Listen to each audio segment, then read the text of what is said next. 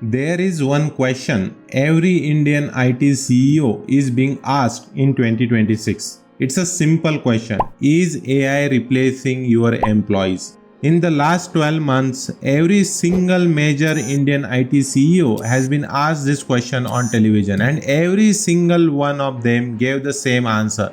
I am going to show you all of them back to back, and by the end, you will understand exactly why they are saying what they are saying and what they are actually not saying. Let's start with TCS, Indian largest IT employer, 600,000 people. In FY26, they removed 23,460 employees from their payroll. The CEO K. Kritivasan was asked the question. His answer on the record to Money Control is, this is not because of AI. This is about feasibility in deployment, not because we need less people. 6 months later, same CEO, NDTV profit, same question. This time the quote was, we may need less people for doing what you are doing today. Read those two sentences again. In one interview, AI is not the reason. In the other one, we need less people to do today's work. Both can't be true at the same time. Pick one.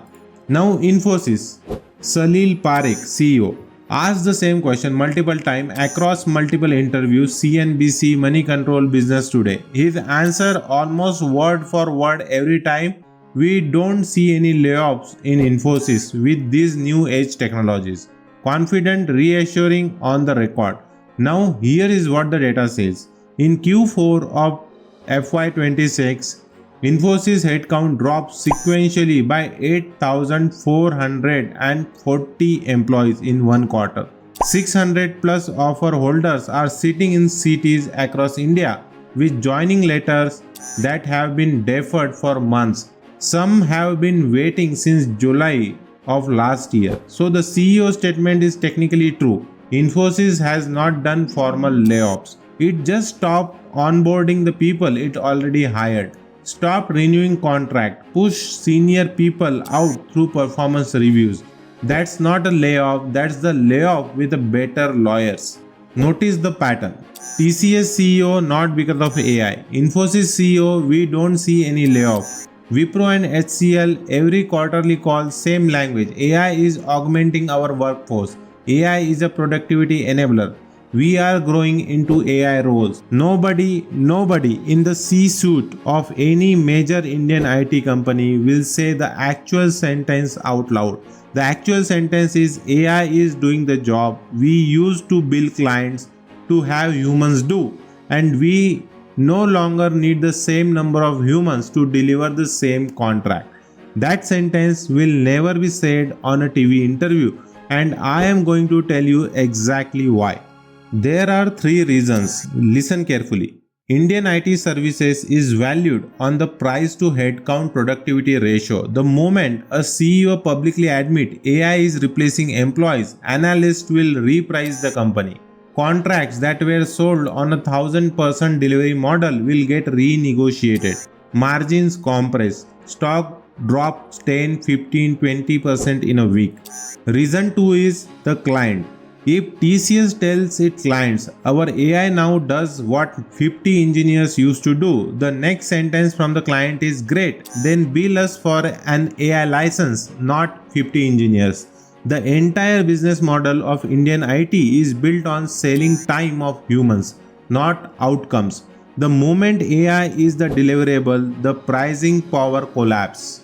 Reason 3, the government. Indian IT employs over 5 million people directly. It roughly 7.5% of India's GDP. If the country's largest private sector employer publicly admits a structural workforce reduction is happening, the political fallout is enormous. Unions get involved. Labor Ministry get involved. State government, Karnataka, Tamil Nadu, Telangana, Maharashtra get involved. So the CEO says the safe sentence, AI augments human capability.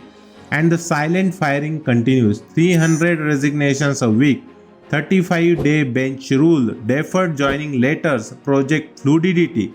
But here's the part they can't hide. Look at where these companies are spending money. TCS announced a multi-year strategic partnership with Microsoft on enterprise AI in 2025. Infosys signed a deal with OpenAI to integrate GPT-4 across client delivery the same year. AI now accounts for 5.5% of Infosys revenue, growing fast. Wipro launched AI 360, their internal platform, and is rebuilding entire service lines around it.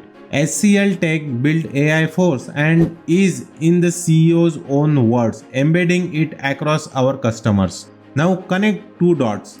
Dot 1. Every CEO publicly says AI is not replacing employees. Dot 2. Every one of those companies is investing hundreds of millions of dollars buying, building and deploying AI specifically designed to do the work their employees used to do.